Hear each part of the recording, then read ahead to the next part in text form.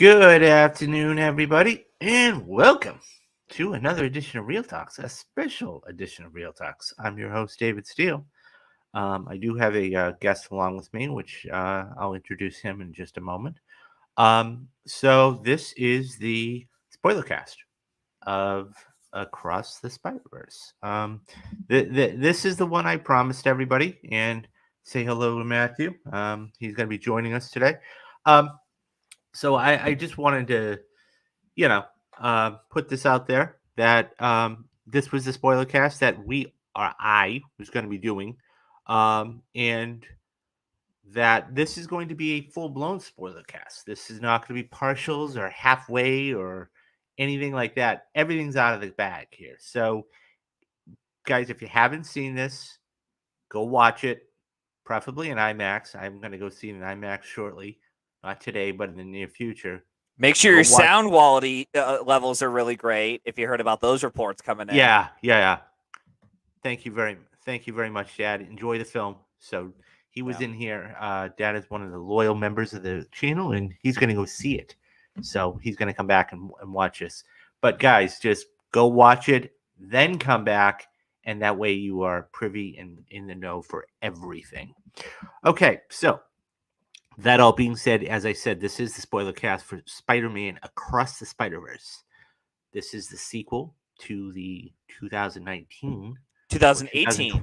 2018, I stand corrected, Inside the Spider-Verse, which I watched the other day and I loved. Absolutely loved. And I can understand why people say, oh, this is one of the best Spider-Man movies of all time. Yeah, I can see why. So, anyways, before we get going, there are some reports out there. This one is from the THR, and what the numbers are probably going to be for this weekend. And it's huge. So according to THR, this is going to be dialed in somewhere in between the 113 and $120 million range. Spider-Man Across the Spider-Verse is spinning a powerful web at the box office. The Sony animation sequel earned a whopping $51.8 million from 4,300 theaters for a Friday and projected $120 million plus, well ahead of expectations and one of the top opening of all time for an animated film. The movie, which is easily coming in number one, boasts stellar reviews and audience scores. Sony's weekend estimate is a more conservative 113.5. Of course, they're always going to put it on the low end, which would still make Across the Spider-Verse the third largest opening of all time for an animated picture and the best for Sony animation. Friday's Haul, the biggest opening of 2023 so far, which included a $17.4 million in Thursday previews, which I never count, but nonetheless. The second best opening for showing for an animated title behind Incredibles 2's. And that's not a surprise considering the picture is playing an older, more traditional kids animated movie. More than half of Friday's audiences was between the ages of 18 and 34. In 2018, the Phil Lord and Christopher Miller produced Into the Spider-Verse opened only $35.6 million on its way to becoming a box office sensation, topping out at a little less than $385 million. Across the Spider-Verse once again follows Marvel's Miles Morales, aka Spider-Man, voiced by Shamik Moore, and Gwen Stacy, Spider-Woman, voiced by Haley Stenfield. Across the multiverse of Spider-People, new voice cast members include Isa Rae and more. Lord and Miller are returning as producers and writers, and David Callahan is also writing the screenplay. The movie will be followed by another sequel, Spider-Man Beyond the Spider-Verse, in 2024. Disney's live-action The Little Mermaid will dock at second place in its sophomore weekend with an estimated $40 million. It sounds good, but it's a 66% drop. So that comes in at 4,300, just to the same number of theaters as Spider-Man. The Disney Empire will also take the third spot at the box office with the new horror pick, The Boogeyman. The 20th century pick based on a Stephen King story is looking for a domestic opening between 11 and $12 million. So this is no joke. This is absolutely no joke when it comes to how much money this movie has made and how much this movie is going to make. Um, Little Mermaid, I can understand why. I mean, 2/3 of that I audience, don't, but we can move on. well, 2/3 of that audience was female, Yeah. and so it dropped like a rock. So Mhm. it is what it is. Um, and I think this is going to now we're going to get the meat and potatoes of things. Now we're going to start to really wonder and look at, is this going, how bad, when I say bad, what are films going to be able to do in June? Because this is going to be the meat and potatoes of the summer. Okay. Yeah. We have, of course, this film, which is going to be huge. Transformers, the 9th, The Flash, the 16th. We've got really an open, if you want to call it, weekend, the 23rd. And then, of course, Indiana Jones at the end of the month. If any Yeah. one of these films stumble, the week before, and or other pictures are going to be able to take all of those profits, I think, from that.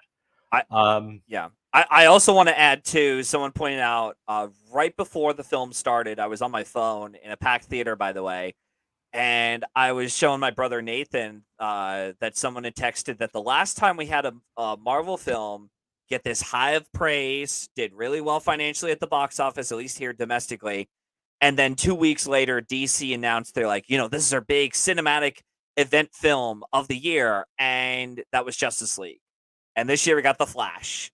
So I don't know what's going to happen with some of these releases, and we already talked about this several times, even on the Fast 10 podcast, and how it's really going to be difficult for a lot of these films to make a lot of money. Like, don't be surprised if you hear articles. Once again, don't be surprised if you hear all these articles coming in saying of like, "Oh, this film is underperforming," or "This film tanked," and I'm like, there's a reason why. It's because these studios decided to put all these films, crump them together back to back instead of waiting a couple weeks and allow that money to generate. Now it's almost like, you have to rely on word of mouth to mhm. continue. Because now Fast 10 hasn't even made it to, I think as of this recording, it hasn't even made it to 600 million worldwide.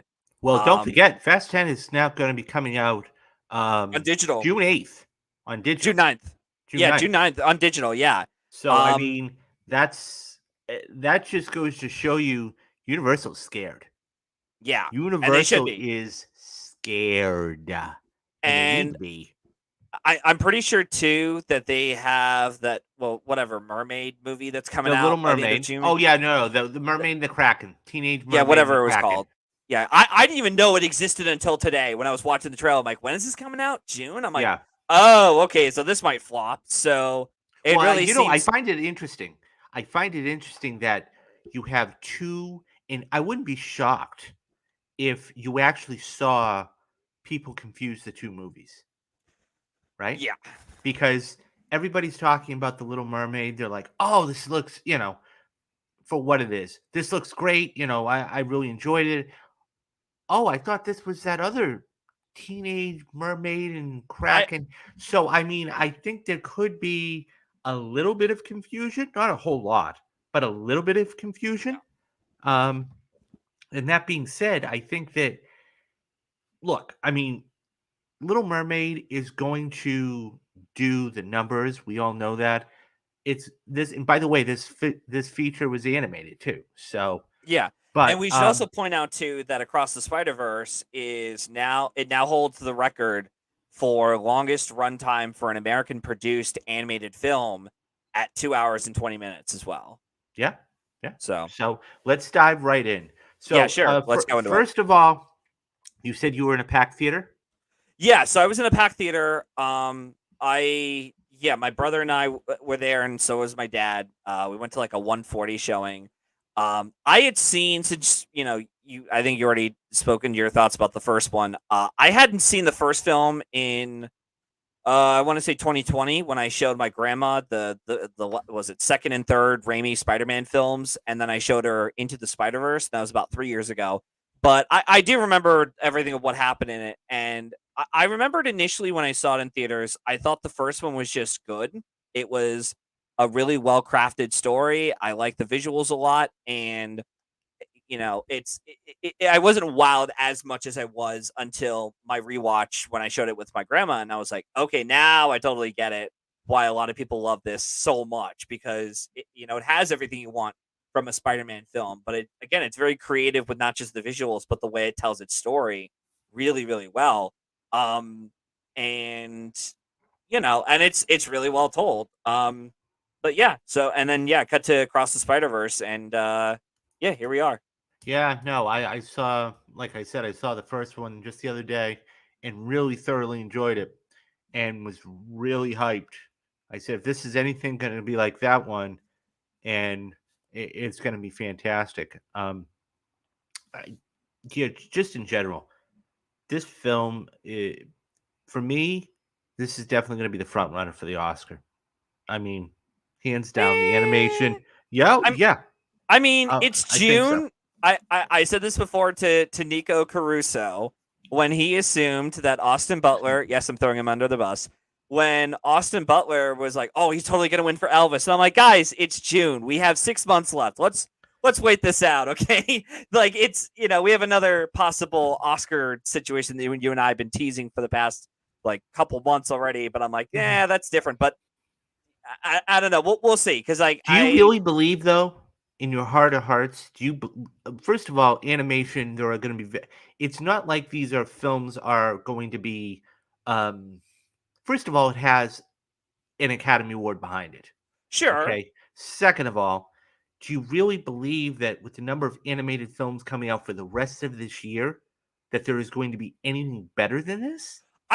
No, I'm not saying that at all. I'm just saying that with how much sort of like influential power Disney and Pixar have over the animated feature category, I'm led to believe, with based on past history, the voters would be like, Disney and Pixar's got a new kids movie coming out around Thanksgiving or Christmas. Okay, let's give it that the Oscar. Yeah. We'll No, see. and look, I could see But that. in terms of quality, I would like to see this win, even though I have my major issues with this, because it is a pretty story. But Yeah. we'll get into the issues with it. But yeah, I don't know. It's kind of too early to talk about like Oscar chances, because for all we know, they could snub it. I would be You know, shocked. I would be I shocked would too. be But shocked, floored, and flabbergasted. But then yeah, again, we'll have to I've talk seen later down crazier the things road, though. happen. Yeah. Anyways, so overall, when you walked out of the theater, what was your first impression? Okay, so I know what was it? I'm glad that everyone's loving the hell out of this film, and they're loving it. They're thinking it's like it's one of my favorite Spider-Man films. Hell, it's one of my favorite films of all time. I thought it was just good. I thought it was good, but the issue in what I had with this compared to the first one, I remembered it being like, yeah, it was a good Spider-Man movie, but I didn't fall in love with it. And it wasn't until I kept rewatching it over and over and saw more the influence and how much this was like, oh wow, it's actually a different, fresh take on Spider-Man, which it is. This one, my big issue, well, the two biggest issues I had with it was, one, it's 2 hours and 20 minutes, and I thought by the time we get to the part where we see, and Dave's already said this is a spoiler podcast, so whatever. Go ahead. But by the time we got to the part where Miguel, I think was it, yeah, oh, no, I'm sorry, excuse me, Miles Morales meets Miguel, and he tells him, oh yeah, you screwed up and you caused this whole canon problem going on with this world that you weren't supposed to mess with. That was about, I think we had like roughly an hour left of the film or so, and that's where things started to get much interesting for me, because up to that point I liked the Gwen Stacy stuff, and I thought, okay, like this is just, by the time we got to the credits, and like, okay, I thought, oh, okay, that's a prologue, and now we're going to get into the Miles Morales stuff, and we're going to get into that world pretty quick. I felt like leading up to that part where Miguel is introduced to Miles, I thought some of that was very slow, in that I understand that they want to set up elements of the next film, but I thought you could have told it in a faster way to get us, because like I get that like it's a part one of a part two, and I'll get to that in of itself in a minute. But I need you to get faster to the story, because there were parts like as cool as it looked, and it's like, yeah, it's cool to see Gwen Stacy and Miles Morales hanging out together. I'm like, can we speed this up a little bit to get into the story? Because I just wasn't quite like as emotionally hooked as I was with the first Spider-Man Into the Spider-Verse, where I was hooked from it, the moment it started all the way to the end. This one, it took me a while to get there. I'm like, okay, come on. And the second biggest issue I had with it, and we also talked about this too, I think a little bit, maybe briefly on Fast 10, but I always have an issue when stories decide when they a franchise does a first installment, has has a beginning, middle, and end. Then for your sequel, you decide, like Matrix, like what was the other one? Pirates of the Caribbean. You decide to tell your big story that is just way too much for one film, and you got to split it into two parts. And I don't know. It's kind of hard for me to judge this film overall because it's only one half of a story. And by the time we get to that, by the time I we got to that, the most interesting part of this part one story was about an hour left into the film, I would say, or hour and a half, or however long it was. And I was like, all right, cool, all right, let's finish this. And then it ends, and I was okay with where they ended, but at the same time, it just makes me think like, okay, like I always have this issue with like whenever they split these stories into two parts, it's like I need I need something. I need a bit more out of this. In fact, and again, it's kind of hard to judge this movie overall just because we don't even know where part two is going to go. And so far, the only ones that have been successful at splitting these stories into two parts, along with like these big intellectual properties, are, I want to say it was the Avengers when they did Infinity War and Endgame, and the what was it? Harry Potter, Deathly Hallows Yeah. Part 1 and Part 2. Yeah. Like they had their own story, they had their own arc, and so does this with Gwen Stacy. But I don't know, it's always going to be an issue with me whenever you do a Part 1 and Part 2. It's almost like, wait a minute, hold on. I kind of have to judge you a lot more than if you were just a complete story, No. because you need to have something there for me to grasp onto. And it did. Admittedly, they did have an arc with Gwen Stacy and what happened with her, and it technically is her story because we don't even get to Miles Morales until about 15, 20 minutes into the film, which I was okay with. I just, that was really the two biggest hangups I had with it, was that there wasn't really a whole lot interesting or new stuff going on until about an hour left into the film. Um, and again, it's a part one, so it's like, all right, I can't really confidently give it a higher rating, or or go as high as I could with everyone else until I see where the conclusion is. Yeah. So Okay. that's just me, but So whatever. yeah. So right off the start, I really like how this film opens.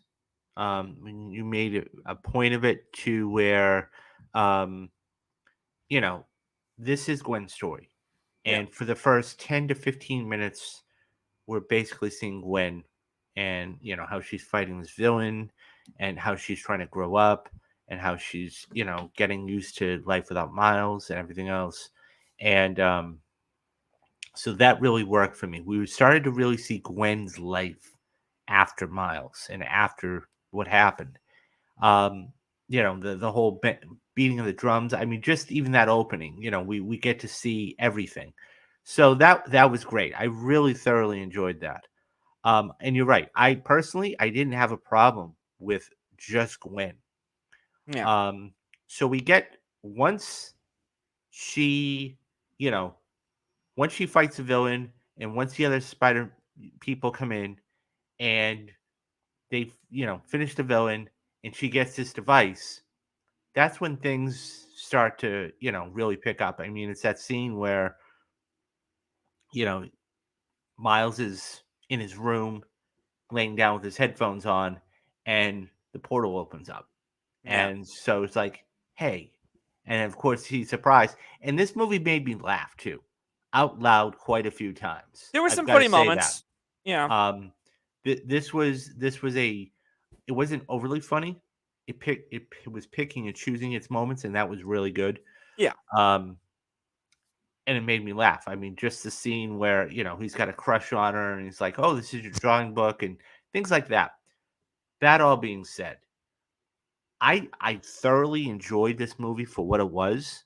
Um, so I should back up and say this. So anybody who isn't familiar with the first movie, okay, um, the two main characters in this are Haley Stenfield and Shamik Moore, and Yeah. so they are the. I mean, you have a lot of other um, voices. Okay, Oscar Isaac, and a lot of other Jake Johnson. Jake Johnson. There's a So couple I other mean, ones. Daniel Kaluuya is in there. You Yep. know, so Brian Tyrese Henry. So I mean, this was you had a lot of other different um, people in there as well, except that these were, I mean, it's a Gwen and Miles story. Miles. So that's that. Um, so the story was great. I love the story. Once again, as I said, it made me laugh out loud a few times, um, and at the right times too. Just when you think things are starting to get serious, it throws you a little curveball, and the whole thing. So what Miles is really starting to, because he's Spider-Man now and everything else, and one of the cooler scenes was when basically we see this thing come in and try to rob a convenience store. Yeah. And so, you know, all we see is the little thing go in the microwave and it's a little, burrito or whatever it is, and it It's just called, yeah, they call it the spot, which was yeah, yeah. no, the spot, absolutely, yeah. And so the little thing's twirling around in the microwave, and then he picks it up and he starts fighting the spot. We don't really know what or how this happened. I think the problem might have been that um, it didn't tell you immediately who this villain was. It was trying to give you a little bit of backstory of who this spot was, how they got there, Yeah. and why it happened. And I Mhm. think that might have been why it didn't land. I I didn't I have a w- problem with it. yeah, I was okay with them holding the backstory until like the crucial moment before he leaves as to like who he was and such. I was fine with that. It was just all the stuff regarding with um Miles in of itself. I was like, okay, like we could like with within his own personal life. Like I get it, it's a struggle for Spider-Man. And maybe that's because I've already seen the other Spider-Man films to be like, yeah, it sucks being Spider-Man, and it's kind of tough to juggle two jobs, being Spider-Man and then being a college kid, and doing what going to all these like graduate schools and such. Um, but yeah, I don't know. I thought that they had already established that with him being late at the interview that he had on campus. I was like, okay, you Yeah. established that, but then they can continue doing that again with the whole they're late for his dad who's about Well, to be that was captain the in a thing. couple That was days. the running joke. Yeah, That was the running joke. Is that she says, you're 5 minutes late here or you're 5 minutes late there, yeah. and that was the whole gag. I guess I just And didn't think it was funny. Maybe that was why I okay, was like and I wasn't as so invested. you know, so don't forget, like this scene here, so he finally comes in, settles down, and you have the counselor basically saying, he's got an A in this and blah blah blah, and a B, and that's when the mom goes, "What?"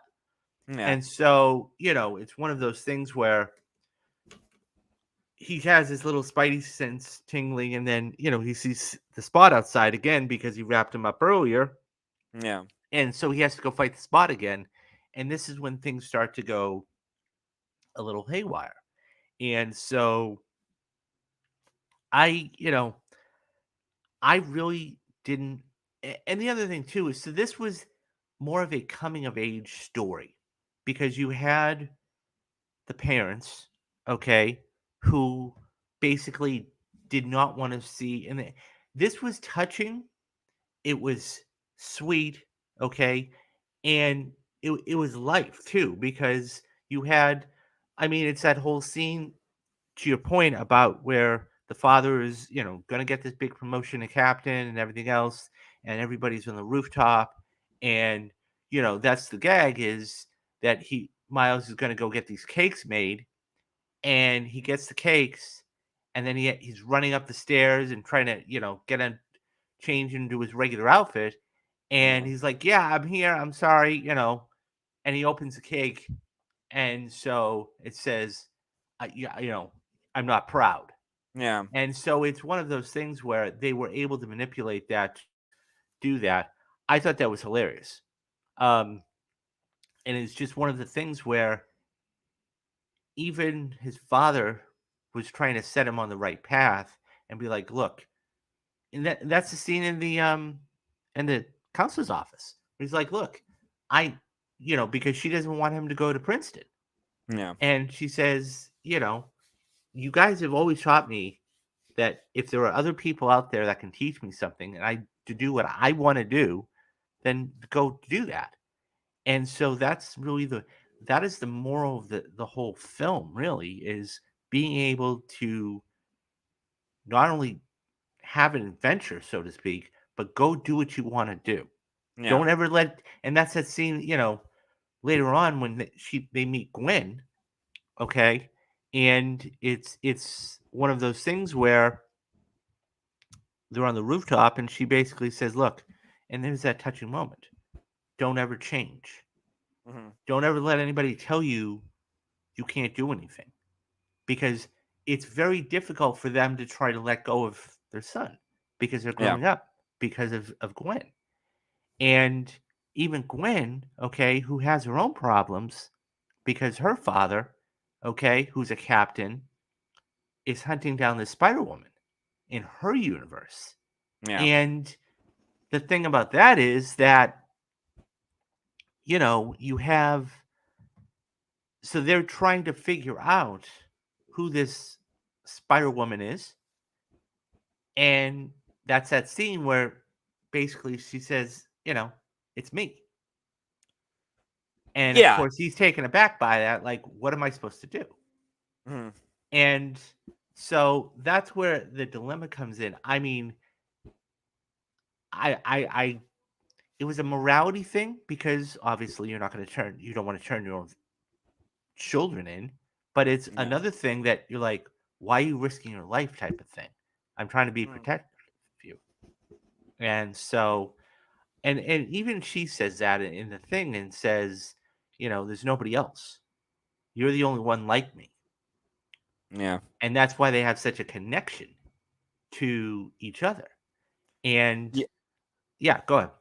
Yeah, no, I was gonna say, and I did like that's the whole Gwen Stacy and the Captain Stacy, or that it's revealed by the end, like, oh yeah, I actually gave up my job because becoming a father to you was more important than being a cop. The fact that, like, here you are, you're already dedicated to this job, and here I am as a cop, and I'm kind of contradicting, the things that I'm doing. I'm like, if I'm going to arrest you, then I might as well not have been your father. And Hmm. he clearly didn't want to lose that connection with her, because she was the best thing that ever happened to him. Um, and I thought that was interesting. And yeah, and it kind of teases a little bit of what might happen with Miles Morales with Beyond the Spider Verse, which we'll get next year. Um, and in terms of, like, maybe this could actually turn out well, because he even brings up the fact that, like, don't tell your parents that you're Spider Man, because that didn't Well, end well for me. But once again, okay, that's the yeah. running, and that's how they make everything so serious they can make it a gag. Okay, like the scene where he comes in and she comes in ready to do the laundry, and he zippers up the coat and is like, you know, there's these awful things coming and everything else, and he's like, Mhm, she says, "Well, you can tell me anything," mhm, and he's debating, and meanwhile Gwen mhm. is sitting outside, hanging outside, knowing what's going on, and he says, "Okay, I'm Spider-Man," and her reaction's like, "Huh? Who?"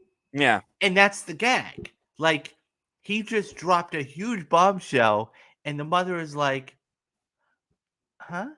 And Yeah, and completely, you know, at did that you point, it's laugh at revealed that? that he. No, I didn't. It was just more like I was just kind of confused. It's like, oh, okay, because she's not out in the world like her like their dad was it the dad is because he's a police officer and she works at a hospital.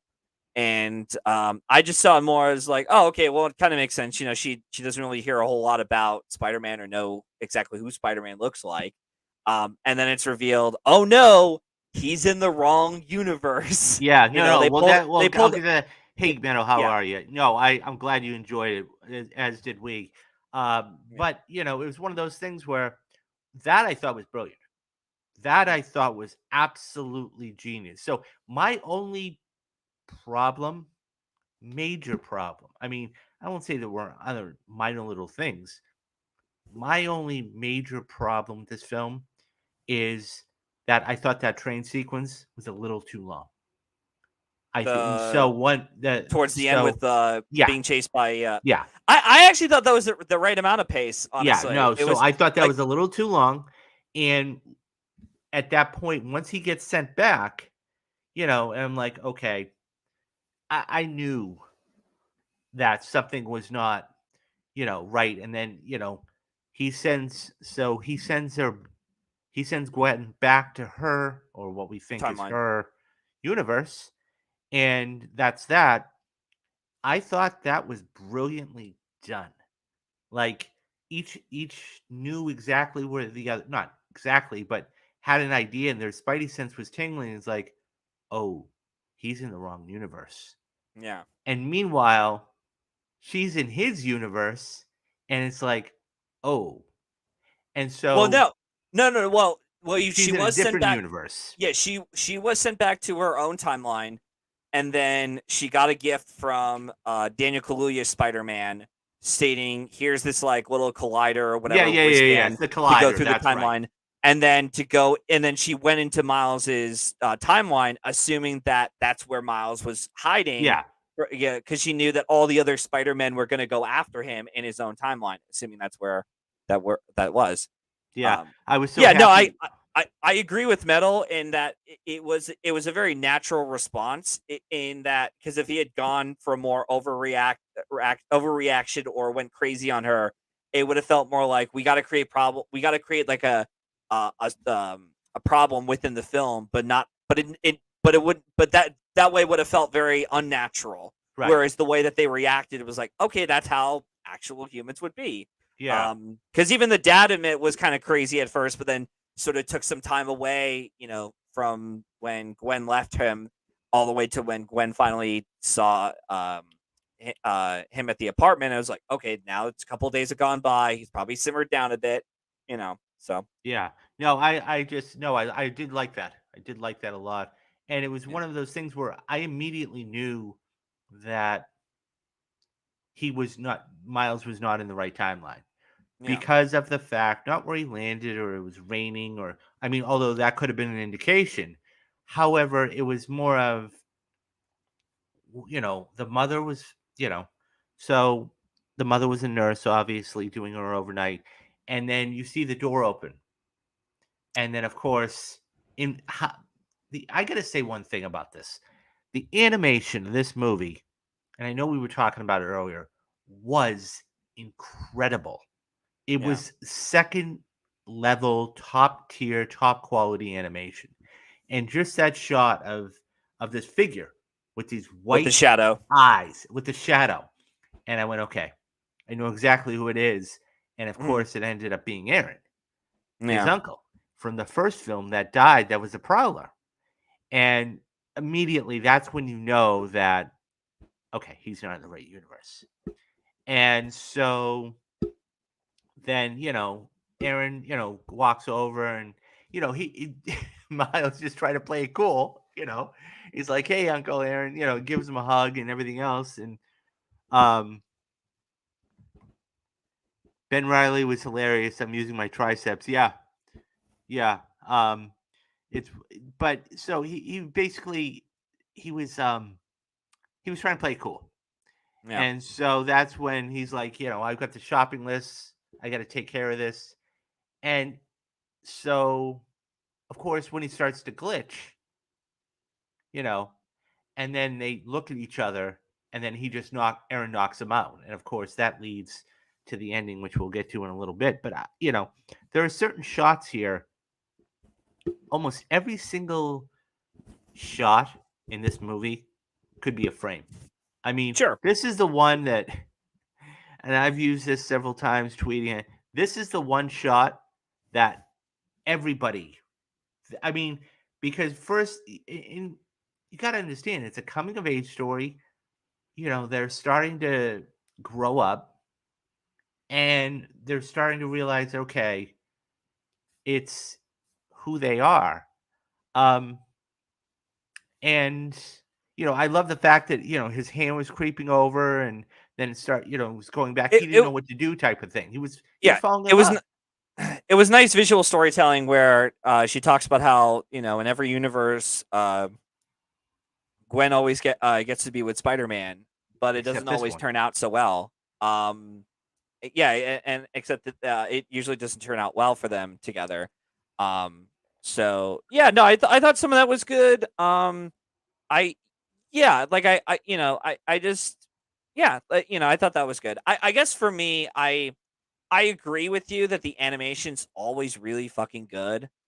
With this and the first one, but I guess I'm a bit more critical of kids movies, and I just realized now, actually, with the exception of Guardians 3, I haven't really been on here enough to review like kids movies in general to tell you what my thoughts on them altogether. In that, I'm at a point now where I'm a little bit sick and tired of some of these kids films to where and don't get me wrong, this wasn't one that I could loop in with these other kid films that I kind of hate now, where it's like the Pixar issue that they've had the last 10 to 15 years, in that there's a lot of great animation, has a great style to it, story and characters are very flat, in that I don't care about the story and I don't care about the characters. And I did like the story for this. I did like the characters. I'm a little bit worried for the third one, though, that I'm not going to be as invested with the characters and story. Just because it's, because I'm seeing a lot of people talking about the animation, like, oh my God, it's so cool. But like I said, I thought in comparison to the first one, I thought the story and characters here were a little bit weaker compared to the first one. And I get it. It's trying to do a whole, we got to tease it up for the big finale for part two. Um, but that's just something I'm kind of a little bit like, all right, I'm kind of past that now.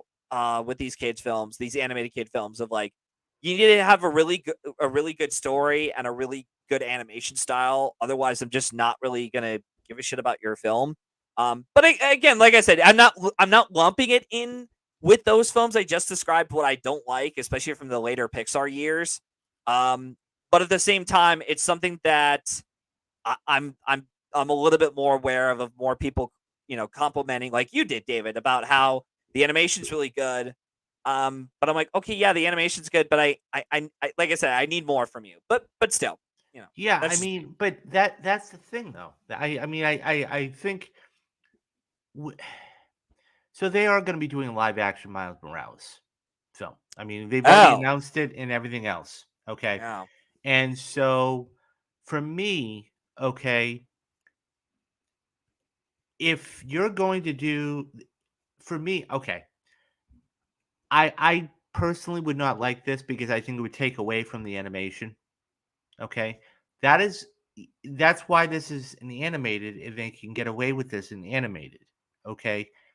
Yes, and when I say, and plenty of other people or whatever, is this is incredible animation and everything, because it's every single one of the. I guess the fact is this: a couple things. Number one, you can only compare apples to apples, right? Yeah. From 2018 to this. That's A. B. The reason is too that the story, you were just being introduced to Miles Morales and Gwen Stacy in the first film. So that's why it was like, okay, this is really good. So the continuation of that story may seem a little flat, for lack of a better word. Okay. Yeah. But it's not about the at the end of the day, while the story is important, and look, I'm all about story every day and twice on Sunday, but Yeah. I think that, you know, I think that's what it is. I think that this is not a kids movie, and I know you just said that, but this isn't a kids movie. This is more of a young adult movie, and Even though it's because, PG here in the United States. well, I mean, just because something's PG doesn't make it necessarily, um, while it is kid friendly. Spider-Man, and I agree with you. I mean, I'll get to that in just a minute, Metal. I totally agree with you about that because there was something behind that. Um, but the fact is that this is more of a young adult movie. Spider-Man is the most popular superhero, and Miles Morales is the most popular superhero ever since 2018. Yeah, well, And and so yeah, I think and that this is, this, I don't know, was a good fit. What, yeah.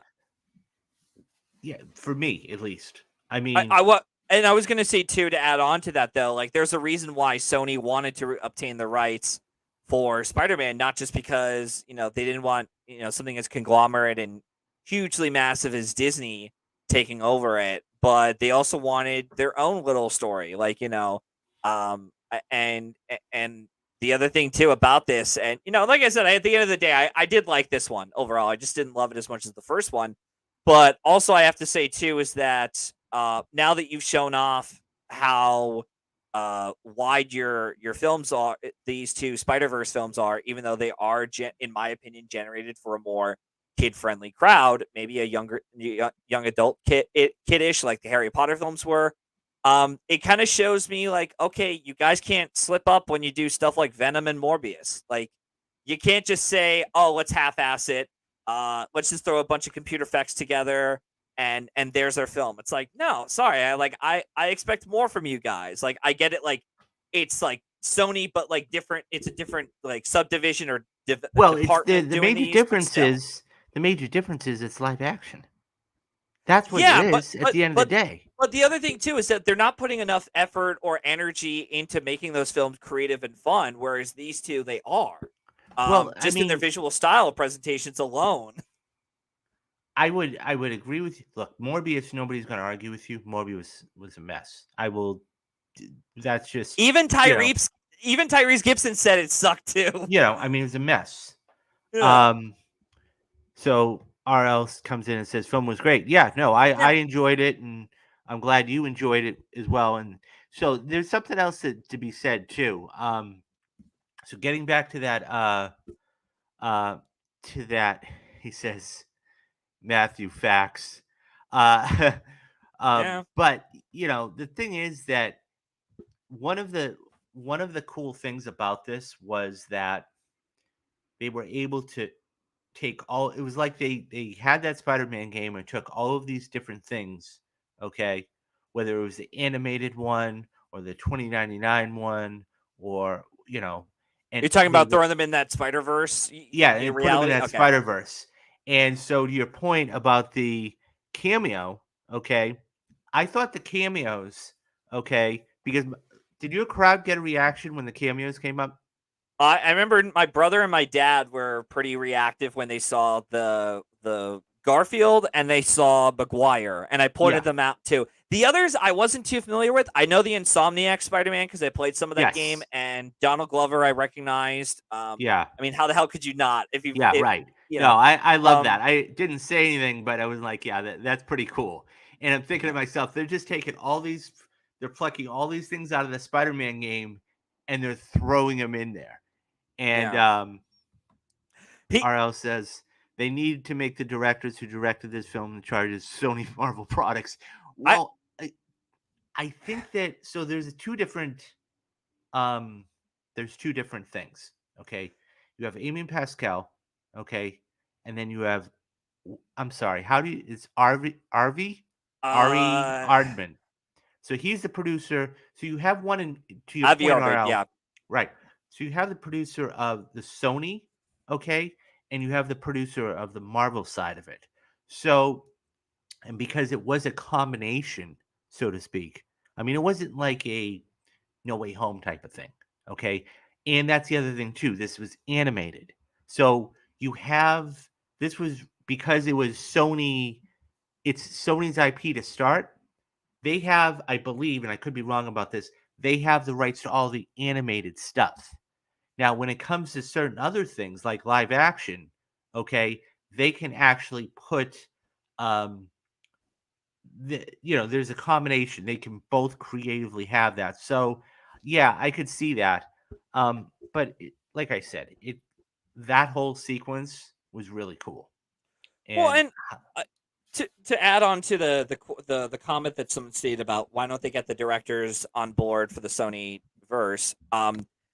The issue is though is that as good as these directors are, and they did a good job, I think at the end of the day, to me at least, I still think of this more as Phil Lord and Chris Miller's baby because they were the ones who not only produced the film, but I'm pretty sure one of them had co-wrote. I think it was Phil Lord co-wrote the first film, and they both co-wrote the second film, and they produced both too. So as much as we want to give credit to the directors, which we should, Kemp Powers and the other two guys, who did a really good job with the film visually and telling the story as it was.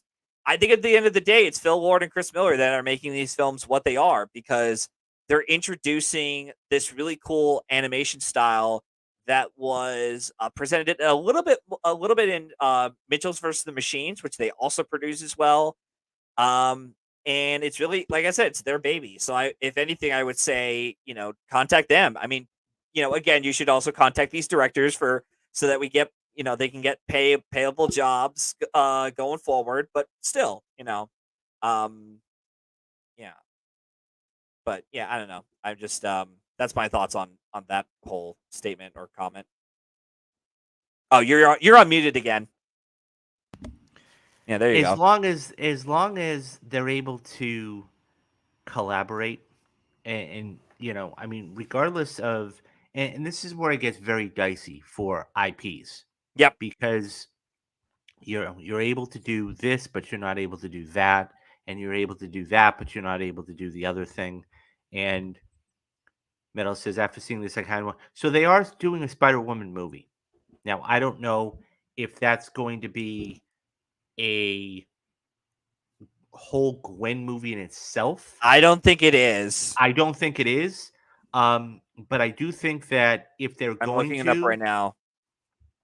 if they're going to do some sort of Spider Woman movie, I think that it's going to be because there are other characters in this universe you could actually do. Okay, and I think the Spider Woman movie, okay, is going to be Isa Isa Ray's movie. I believe she is the one. I could be wrong. Um, so she is Spider Woman. Yeah. So what they're going to do is they're probably going to make a film of how he and her met. Okay, because they're together, and so that to me is what they would probably do, and that's just a hype. That's a complete guess in itself, Well, but I was gonna say that right now, I forgot we're actually getting a Madam Web film in which Dakota Johnson is playing Madam Web and Sydney Sweeney from Euphoria is playing Spider Woman. But it's like a different Spider Woman character. yeah, Yeah. yeah. I mean, So, but that's in. I wouldn't hold my breath too much for some of these films outside of the Spider Verse movies that they're doing, the animated stuff. Everything else that Sony's doing, I'm like, I like the Craven the Hunter movie. I'm like, I No, doubt I, it's gonna be I good. I have no desire to. I'll be honest. I have no desire to see that, and that's just me personally. Yeah, Maybe it same. might be good, but I I don't mean, think it there's is. well, no. I mean, first and foremost, it's rated R, which you've already isolated a ton Which you of should have. Which your I'm sorry, audience. but you should have done that for the Venom movies and Morbius, Well, because that's kind of the point of their characters. yeah. I But mean, also you're hiring the guys who wrote. Uh, well, I'm looking through here. At least they're working on a Madam Web. But you. Oh no, okay. So you're hiring the guys who wrote Dracula Untold, The Last Witch Hunter, and Gods of Egypt to do Morbius. And I'm like, of course you're gonna get the film you're gonna get, which is a bad Well, movie. I So mean, it is. I mean, look, this cast is, you know, it's funny because, they have some decent names in there.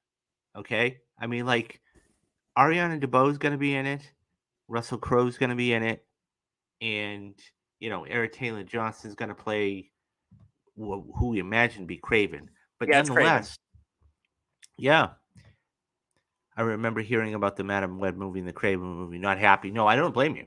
I don't blame you, and I don't think a lot of people are, because forget about the fact that it's going to be rated R, and Yeah. forget about the fact that nobody knows Craven. Well, Nobody. and I'll yeah. Well, unless you're into the spider lore, like Well, one of my I mean, cousins were. unless you're a deep dive into the Spider Verse and everything else, and that's why everybody, that's why they did Carnage Yeah. as their next movie. Well, and Venom versus Carnage, yeah, even I though should it was also live action. yeah. The two writers I just pointed out, they were the ones who were doing the Madam Web Spider-Man movie. The writers of the Craven the Hunter film did Punisher Warzone, the last Transformers the Last Night, Men in Black International, and Uncharted. Okay, yeah, so Craven's gonna suck. Yeah, I think the play might be a shit show. Yeah, I Blade mean, might suck, but I we'll have I to don't see know because if it's it's like the gonna be a shit show. MCU. I mean, that we there's so look, they don't even have a full script done. Yeah, and they're in the So middle of trying to rewrite that during a strike, I think. So yeah, I mean, I can't wait for Beyond the Spider Verse. Yeah, so I mean, so yeah. let's talk about the ending real quick, because I think the Sure. ending is something that. So after the scene where they realize they're in the wrong universes, Gwen talks to his parents, and I did like the running joke too of him being grounded, and they always kept re-upping the number of It, months. it was a little funny when she's like, "All right, when you see him, tell him 5 months," and I'm like, Yeah, "All right, that was funny." yeah, That's a no, little that funny. was pretty cool. That being said, so he gets knocked out. We see him tied to the bag, and Which is very reminiscent of the first Spider-Man with Peter B. Parker mhm, when he's tied up to the bag as well. There were a couple of times I was like, "Oh wow, you're actually kind of playing into it." Like the one aspect I did like about Beyond the Spider-Verse was that it was Miles Morales who was in not only in another universe but was experiencing what Gwen Stacy, Peter B. Parker, Spider-Ham, and all these other characters had to deal with like getting glitched out of the system every couple of minutes, affecting their abilities in and themselves. And I thought, all right, that's kind of cool. And I thought that was interesting, especially with this one. And then, like I said, he's going through what Peter B. Parker went through, where he's like not only is he in another dimension, but again, just dealing with the stuff that he's got to deal with. So, yeah. So I mean, then you see, Uncle Aaron. I'm not who you think I am. yep. I'm going through some dimension, and then of course, what ends up happening is you see somebody else come out from the shadows, puts on the Which is glove. which is that universe's Prowler. Aaron's not even the Exactly. Prowler at all. He's just an And then, uncle of to. course, the big Yeah. reveal, he takes it off, and it's Miles. Yep. And it's like, oh, okay. So now you kind of know where the next one's going to go, is what you were Yeah. saying earlier. But as long as it's not done too badly, I guess, and they don't do it too long, they ended this at just the right spot, as far as I'm concerned. Well, and So the other thing I'm worried about, which was kind of my issue with when they did the Pirate sequels, at least when I was rewatching Dead Man's Chest and At World's End, is that they feel very different, and that like where Dead Man's Chest ended, like what the goals are going to be set up for the next film is like, oh, you think that's how the story is going to be At World's End, but when you watch At World's End, it's like, no, it's even more convoluted, complicated story that was like wasn't even established at all in the previous sequel. It's like that really is like the biggest. It goes back to my issues of like splitting a story into two parts. yeah, Is that the, they need to feel natural in terms of you need, like, yes, you need to set up your goals, but don't but and set up the ideas for the next one, but don't try to overcomplicate it or say like, oh yeah, those goals, and no, that wasn't the reason that wasn't the reason why we had to, get Jack Sparrow. Like we had to do it for this other complicated thing. So Yeah. you know, The ending took me off guard. I thought his dad was the Prowler, and then it threw me for a loop. Yeah. I I, mean, I, I yeah, I kind of figured his dad was dead in that universe because I'm like, oh, Aaron walked in. I'm like, oh, okay, so you're essentially doing like an alternative 1985 from Back to the Future 2, where instead of where the mom marries Biff, um, and yeah, so yeah, no, I thought that was interesting. I mean, I kind of figured he was in a different universe, but then of course you see the mural and everything else. Do you think Tom Holland will make an appearance in the next film? Animated film? No. it. If his film career keeps tanking, I think he'll just keep playing Spider-Man for the rest of his career. No, I don't think. I mean, no. See, and the reason being is this. I think that he is only going to do live action. I mean, look, if they really He could pop wanted, up for a cameo like they well, did no, with the but Venom okay. So to character. your point, I would say this. I would say this. If they're going to do some sort of cameo type of thing, it's going to be like what you saw with Tobey Maguire and Andrew Garfield, whatever else. Yeah. It's not going to be an extended thing, or okay, or they might have him in the next, multiverse type of situation where he's voicing one of the characters briefly. It's only going to be a couple lines. That's it. It's not going to be an extended one, and it's not going to be a long one. Yeah. Um, he says, no, Tom says he doesn't want to play Spider Man past 30. He said it right after No Way Home. Yeah, then, we can move I'll on. see. I mean, the thing is that it, look, he was doing this for, not he was doing this. This is what he's going to be defined for. Okay. Tom Holland will always be known and defined for Spider Man at the end of the day. Excuse me. No. It's Spider Boy, not Spider Man. Spider Boy. Well, I Okay. mean, I here's the don't give a thing. shit what the title says. It's Spider Boy to Well, me. I would rather have, but they actually went out and got somebody that looked the part. Sure. For No, they totally me, did. a big portion of it is you have to look the part. And Yeah. Tobey Maguire, even back in '02, didn't look the part. He looked like a 21, 22, 23-year-old guy. Yeah. Spider He Man played. is supposed to be, a high school. Peter Parker is supposed to be a high school, Mhm. and that's why all those other films did so well. Is He was able to. He was besides, able. Well, I was going to say he was able to play the dorkier, nerdy Peter Parker well from the comics, but you really couldn't buy him as Spider-Man. Whereas it was kind of the reverse for Garfield, where he seemed too confident to play the cocky, nerdy kind of character. But when he donned the Spider-Man persona, it's like, oh wow, that's Spider-Man from the comics. yeah, At no, least I that's how mean, I felt. I think that, um, yeah, that's just me. So I have no problem with Tom Holland playing Spider Man. I mean, I think he was, and look, he was 23 or 24 at the time. He got away with it, and it worked. And the other thing is too, throughout the three films, you had the progression of him going through high school. The first year he was a sophomore in um not Far From Home, um the first film. Okay, Homecoming. then yeah, Homecoming. Thank you. And then he was a junior in Far From Home. Okay, and then he was a senior. Okay, In No in Way Home, No yeah. Way Home. And so I think that there was that worked. That worked for the progression because he was young enough that he was like 23, 24, that he wasn't going to age out of it. And one of the biggest things is you don't want somebody aging out of the character. I know Haley Stanfield and Oscar Isaac play other Marvel characters, but they would be great as characters. They played them in the Spider-Verse live action.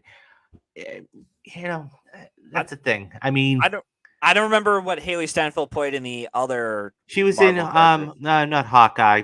Yeah, she was in Hawkeye. Oh, I forgot about that. I didn't even Yeah. watch the show. Okay, got it. So All right. yeah, so she played Kate Bishop. So I Yeah. mean, yeah, but here's the thing. You look, Oscar Isaac, with Moon Knight and everything else, I would rather just keep them separate. and not you don't you because you want to be known. If you're in the MCU, okay, you want to be known for one role, whether it is, Robert Downey Jr. for Iron Man, or Chris Evans as Captain America, or Haley Steinfeld as Kate Bishop, or Oscar Isaac as Moon Knight. The minute you start to mix it up and start to take more stuff on, even though you're part of the MCU type of thing, that starts to get very dicey and very, things. I mean, now look, if you want to do like a cameo type of thing, like a Tom Holland coming in for the next film to voice a couple lines, that's cool. Yeah. Although I only believe, how long does Sony have control of the Spider-Verse? So Sony has that's their IP, their intellectual property. Okay. They were only loaning it out, so they gave it to Marvel, but Sony has distribution rights and everything else. Marvel can borrow the character for certain things, but they can't do other things with it. That and anything creatively, anything that Marvel wants to do, Sony has to approve. And that being said, it's too early to tell. It's too early to tell. Yeah, way It's too way early. too Like early to the tell. film just came out like a day ago, Yeah. guys. Come on. I mean, look. It's like asking me what are my predictions for Fast 11, which we might even get another one in between that. Yeah. So I mean, I would say this. It's way too early to tell. I would say this, RL.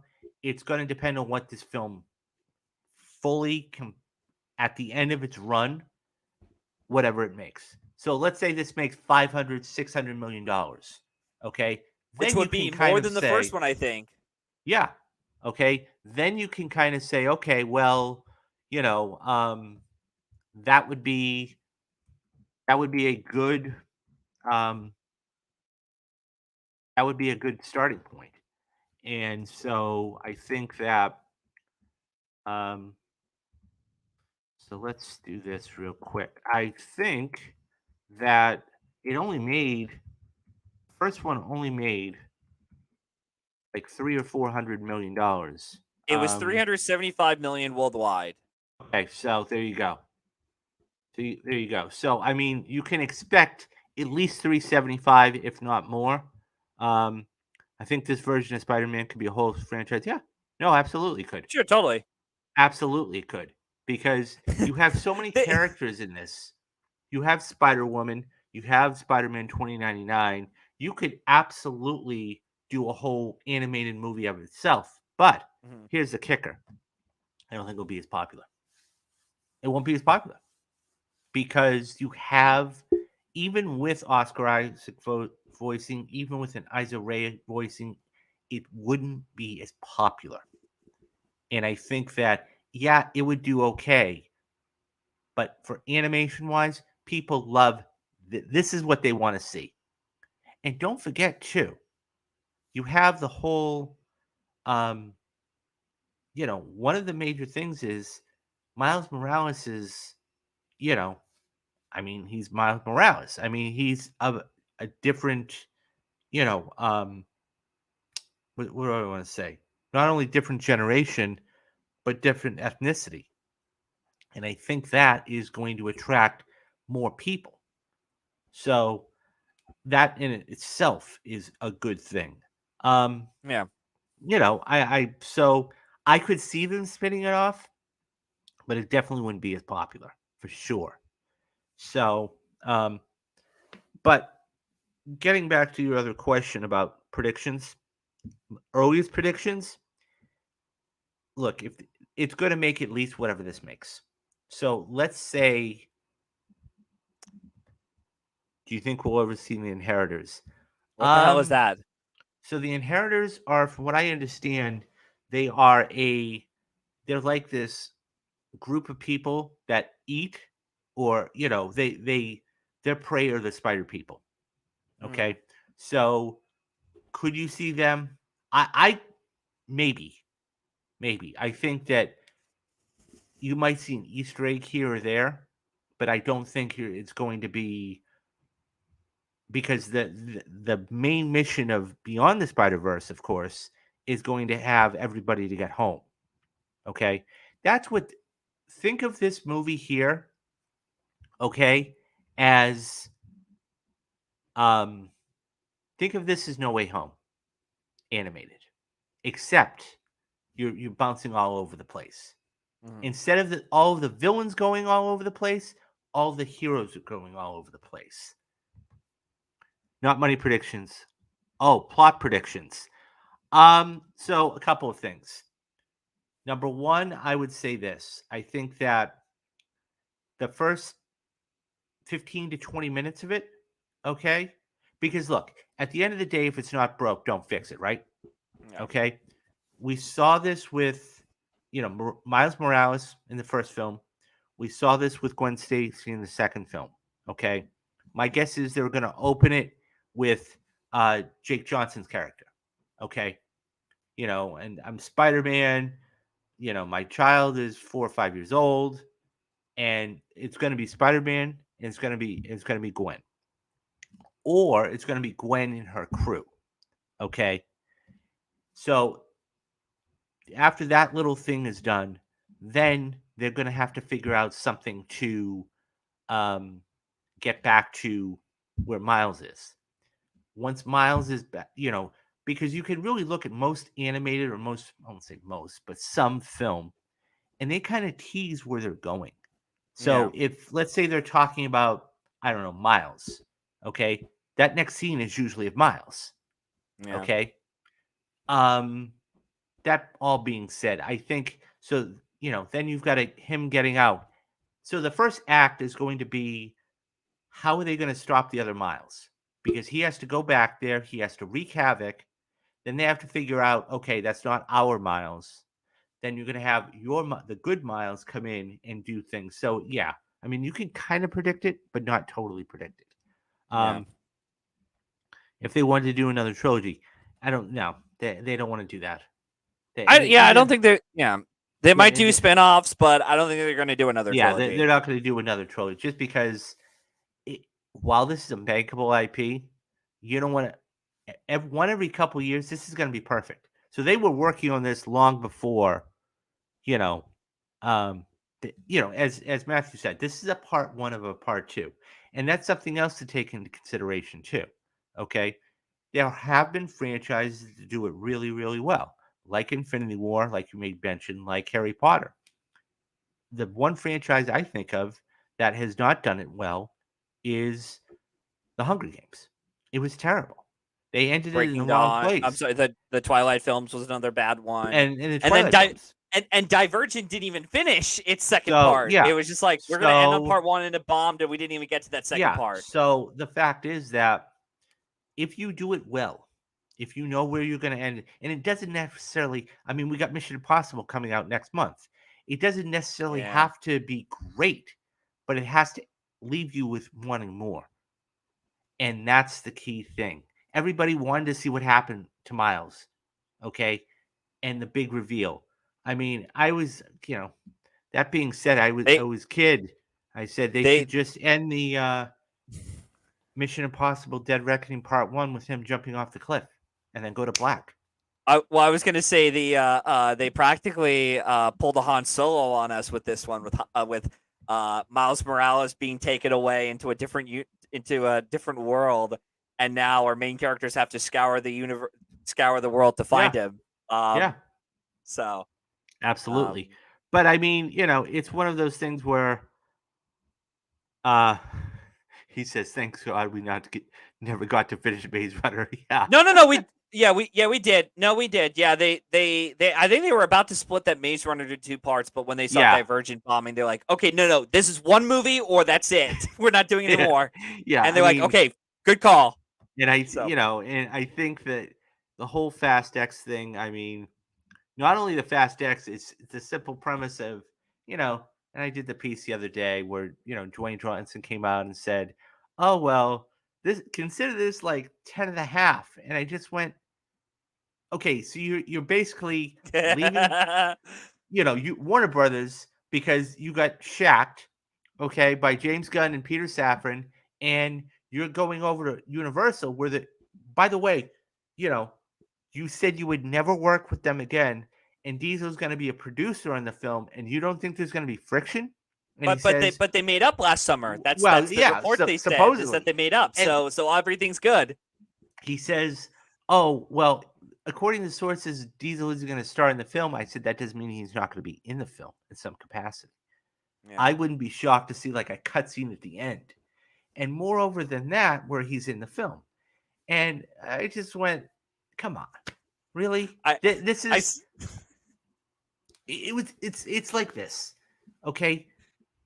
Rogue One, okay, it's like that Star Wars. I call it Star Wars 3.5, okay, because it's always that thing between Revenge of the Sith and Star Wars Episode 4. You're like, or okay, so you want to know that story? That worked. Everybody knew that the rebels got the plans, but how did they get the plans? I don't need to know all this other baloney. And him coming back. Do you think there will ever be a live action Spider Verse, or does it end? No, it's going to end with that. It's going to I end with that. mean, RO. like we've seen franchises being milked to death, like the Jurassic World series, where it's like we should have ended when we Yeah, did, and they're like, yeah. so they'll probably Well, do it I for this one mean, too. yeah, it's too much to. There's two different. It's two totally different things. Because look, animation is one thing, and then you know, um, animation is one thing, and then live action is completely different. And I think that the thing is that then you have to write a whole other script, Yep.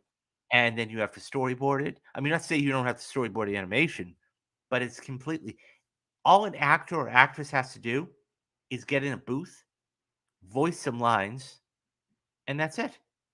When you're acting, now you have to go on set. There's location scouting, a myriad of other things there.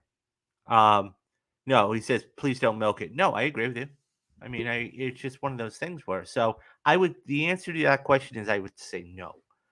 Um, and, you know, so, but that's, that's, that's, uh, that's across the Spider Verse. I think this is going to, the actors did so well. I can't even imagine any other actors playing the role. Yeah. I mean, it's their voices too. I mean, they were animated in the booth. And so I think that's what really helped when they were doing that. And you have to have good chemistry too. If you don't have Yeah. good chemistry, it's not going to work. So they picked the absolute right um, people for the job, and Yeah. so that You, was good you to see. you need really good chemistry. Otherwise, if you don't have good chemistry for an animated film, you get something like Shark Tale, which fucking sucked. Yeah. So yeah, so that's across the Spider Verse. So that's the spoiler cast, and I'm definitely want to go see this, in the next coming days. Yeah. So we got a couple of things. Got a couple of things coming up. Number one, we have the Mission Impossible rewatch series. I am going to be sitting down either tonight or tomorrow and watching another Mission Impossible film, and that's going to be Mission Impossible 3. And you guys are going to get this probably sometime this week. Okay. Um, Number two, the films I'm going to be doing for the Patreon, which, by the way, guys, if you want to support the channel, head on over to Patreon. You have Mob Mondays. I think I'm going to be doing Casino for Mob Mondays, and definitely Training Day for Rewatch Wednesdays. Mob Mondays is $5 a month, and then Rewatch Wednesdays is going to give you $10 a month, and you get access to both videos. Um, so that's good. If you want to, super chats are always welcome. Or if you want to become a member, and I know a couple of you are already, head on over where it says join. It's $2.99 a month. You know, it's very, very cheap. I did that deliberately because times are tough right now for a lot of people. Um, or if you want to go, I know Father's Day is right around the corner. If you want to go pick up a mug or a T-shirt at the store, that's most appreciative. Says Mission Impossible is going to be the best film and action film of the year. The only film that can compete with it is across.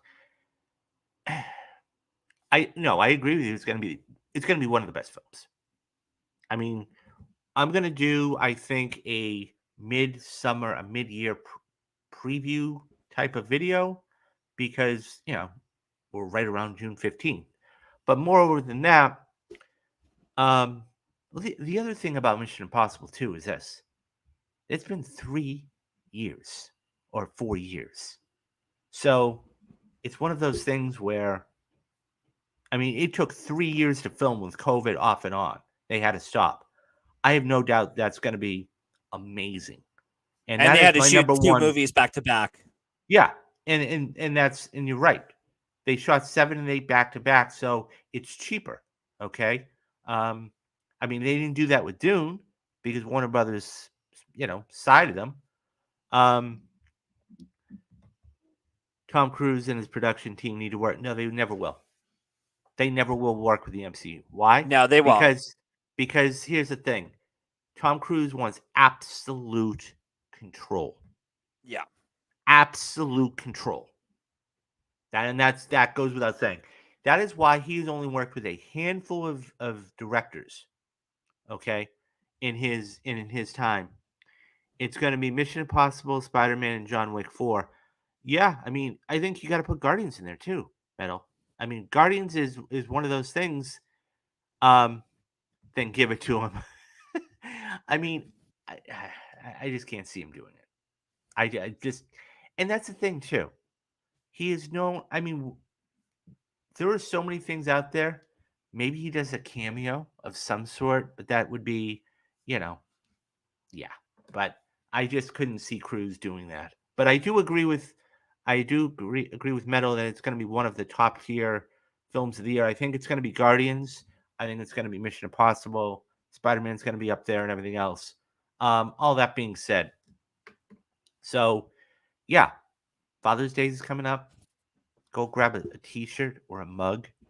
As I said, the join button, Patreon. So there's a number of different ways you can help the channel out. So Monday, I have landed an interview. This is a personal thing now, but I'm a big poker fan. I've been playing off and on for about 25 years. So Robbie Jade Law is going to be coming on the channel, and we're going to be having a sit-down interview with her. She's a poker player full time. Go Google her name if you don't know who she is. But yeah, we're going to talk about her career. We're going to talk about how she got into poker, what kind of movies she likes, everything. So I am trying to get other interviews here and there. Yeah, that's about it. I know I'm leaving something out, but um, can you imagine if Tom Cruise and his team? Yeah, but what would he do? That's my question. Like that Especially with first, the MCU is heavily reliant on CG effects, effects heavy action films. Like they're yeah, not, like Tom Cruise wants to do a more practical element with the action set pieces alone. So yeah, like he there is stated no numerous times way. like he's not interested. So yeah, There is no way that they would ever. And look, I get it. Okay, I get it. The closest thing to a comic book movie he could do and did was like War of the Worlds. It was an action film. He says DC is going to take over in a couple years. Well, we'll see. It's all going to hinge on Superman Legacy, RL, and that yeah. is probably not going to make his 2025 release date. So, look, if it's good, and even then, it's going to take years. It's going to have to take, I would say, 5 to 7 to 8 and 10 years before Marvel actually, I'm sorry, DC actually is a power, so to speak. Yeah. And by that time, Marvel, who knows where they're going to be in 10 years? They have their things slated, but everything's getting pushed back. Hell, we're supposed to be getting Secret Wars in 2026. That is Yeah, going to good luck with happen. that. That is Not with not the going to writer's strike. happen. Well, that's what I mean. Yeah. Everything's getting pushed back. So Flash is next, so we'll see if it lives up to the hype. Look, so Matthew's already said he's not going to see the Flash for personal reasons, and that's fine. Yeah, and it But doesn't look good either. but well, from what I understand, and for the people that have seen it, okay, they said it looks. And look, when I here's my problem: when people call a movie the greatest of all time, that's where I could draw the line because there is no greatest of all time. There is a generational thing. except for Empire. Well, no, this is what I mean, though. This is exactly what I mean. This is what I mean, though. Okay, this is exactly what I mean. I'm not disputing. Look, that's why we did it for the perfect movies, right? The point is that when somebody says, "Oh, this is the greatest of all time," there is no greatest of all time. It's generational. You could look at it sports, you could look at art, you could look at anything else, okay, especially in sports, because you have people that have played their respective sports throughout the years. Now, could it be one of the greatest of all time? Yeah, sure. I mean, but it's a very high bar, okay?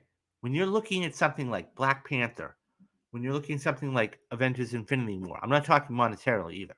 When you're looking at something like, Civil War with the amount of people that it has, when you're looking at something like, and beyond that, the last thing I'll say is Andy Machete really put his fucking foot in his mouth. Okay? He really, really put his foot in his mouth. Any comments that he had, was going to make, he should have made it after the film's release. Period. But don't say, because it's not his decision. It's not his decision. It's up to James Gunn. This is his game. Machete's just a pawn in it. And you got to wonder if there isn't some sort of repercussions because he has that whole prequel series at Warner Brothers with Welcome to Derry. I'd be, and if, if something happened to one of his stars, I wonder if he recast them. Anyways, there's a multitude of things. Yeah. There is a multitude of things. There's a multiverse of various questions to ask. Yeah. Yeah. I mean, it's one of those things. Anyways, guys, so that's gonna do it for today. Sorry, this thing is there we go. Every now and then this thing just glitches up. So that's gonna do it for today. What about Zack Snyder? Zack Snyder's never coming back to Warner Brothers or DC. Ever. Yeah, no, that's a whole different conversation. Ever. He had a good run. He had a very good run. I'm not going to dispute that. Okay. Some of his films were really, really good. I liked Man of Steel. Okay. Dawn of Justice was good, not great. I mean, it should have made $1 billion. Justice League should have made $1 billion. It didn't. I mean, we got the Zack Snyder Justice League, which was okay. I mean, I watched it. It wasn't anything spectacular. But Snyder is doing his thing at Netflix now. What about the Russo brothers? Are they done? Yeah. I mean, so it always fascinates me to when people leave Marvel. Okay. Zach's working on it. So it's called Full Circle. It's called Full Circle and is working at Netflix for it. But to your point, the Russos, first of all, Marvel would have to pay him a gazillion dollars just to do that. Number two, okay, I don't think they really want to come back, okay, because they've already made their mark. They've directed four of the greatest, I won't say greatest, four films for Marvel that three of them grossed over $1 billion. Okay, one of them was damn close. Endgame, Infinity War, Civil War made over $1 billion, and Captain America: Winter Soldier really laid the groundwork for all that. I don't think they want to do anymore. They want to do other things. Look, they've done, The Gray Man, which was not the greatest thing in the world. They have another movie, Citadel. So, I think that the Russos deserve the money. They need their help. No, they don't need the money. I'll be honest with you. Once again, a whole different conversation we can have about that, but the Russos can do anything they want, and they have been. So, I mean, and that's it. Without going off on a tangent, I'll just end it and say this: after Endgame, they closed the chapter. They closed the chapter. It's now up to Marvel to find brand new directors like the Russos and make them into the Russos, whoever it is. And maybe some of these directors down the line, whether they're going to be doing Blade or they're going to be doing, Captain America: New World Order or whatever it is, those are going to be their new directors, and those are going to be the people that are going to be brought and elevated. So, anyways, so yeah, that's but so that's going to do it for today. Guys, thank you for coming. Thank you for stopping by. If you could be so nice is to leave a like and subscribe to the channel. It would help greatly. And that's going to do it. So he is Matthew Anderson. I am David Steele. And you have been watching Real Talks. Bye-bye, guys.